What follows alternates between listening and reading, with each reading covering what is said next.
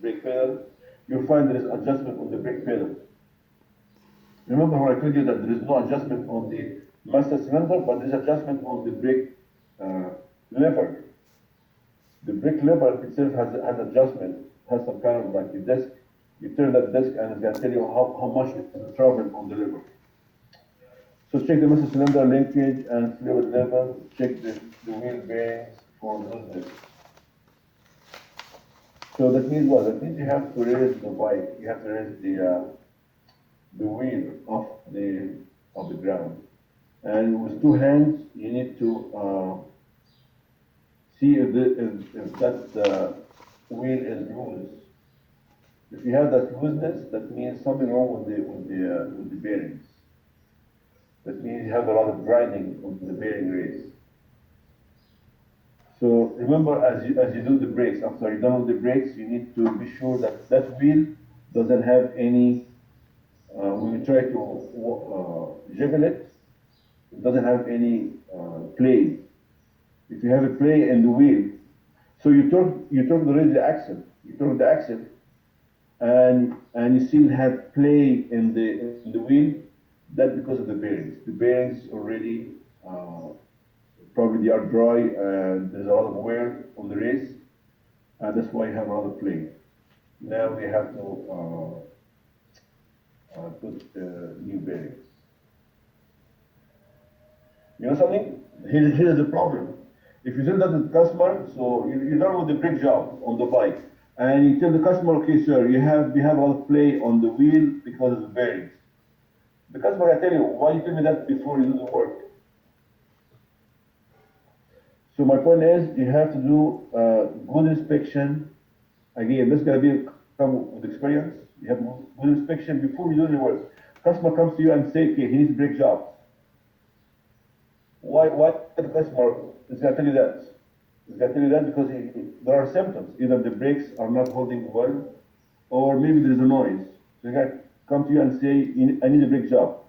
So now you know, you can inspect the pads and see if the pads are low, or maybe the fluid is low, or maybe there is air in the system, or maybe you have spongy brakes. In the meantime, check the wheel.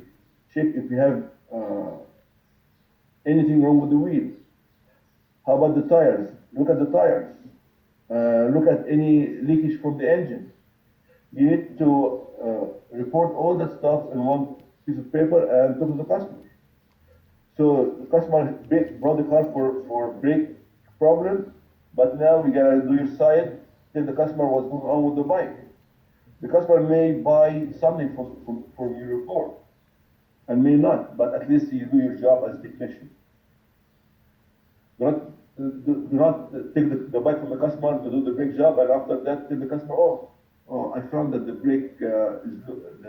the wheel is loose in the bike because the bearings are bad. Why didn't you tell me that at the beginning before you do any work?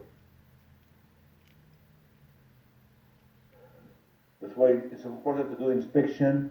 Once you have the bike, before you do anything, do inspection, visual inspection, and everything write down on that inspection and give it to the customer before. Well, also sometimes the problems aren't found until after they begin with a certain job. So in that case, then you would call a customer and have to get approval before it's done or before continuing. Yeah, you may share some work over the phone or through texting. You can do that. The point you have to get the customer's approval. Even on the text or by phone, it's approved by the board. Once the customer approves it, you can do the work. So the customer doesn't have to show up in the shop to approve the work. He can approve it on the phone. But you have to get his approval. Don't do something without his approval, otherwise you can say, "Okay, why you do something and you pay for it without my approval?" I mean, this is a big situation now. We may go to court for it. One more thing, guys. I've seen people getting the caliper out, and the caliper is hanging by the hose, and that is not smart. You have to hold the caliper with some kind of hook. Do not put any pressure on the brake line. So if the caliper is up the bike, do not put pressure on the brake hose by hanging that caliper using the brake line. You have to use a hook to hold the caliper. The brake hose is made of rubber. You stretch that rubber, you create some leakage there. Always, again, the whole caliper is made of aluminum alloy.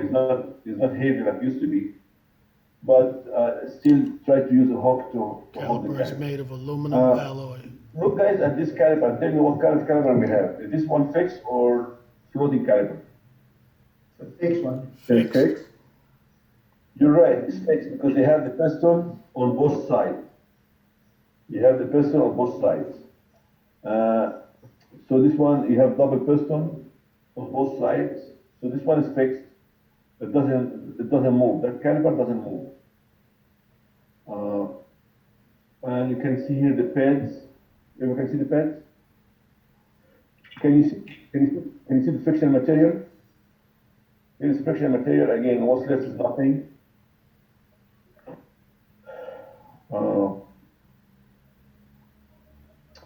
I've seen people putting like some kind of spray right here between the pads and the piston.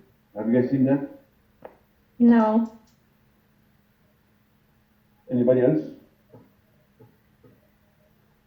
I've never seen it. Is it for vibration or chatter or something like that? Yeah. What happened is, I'm going to tell you what happened is, if the customer complains about noise, so as you apply the brakes, there is some kind of squeaking noise. I want you to know any noise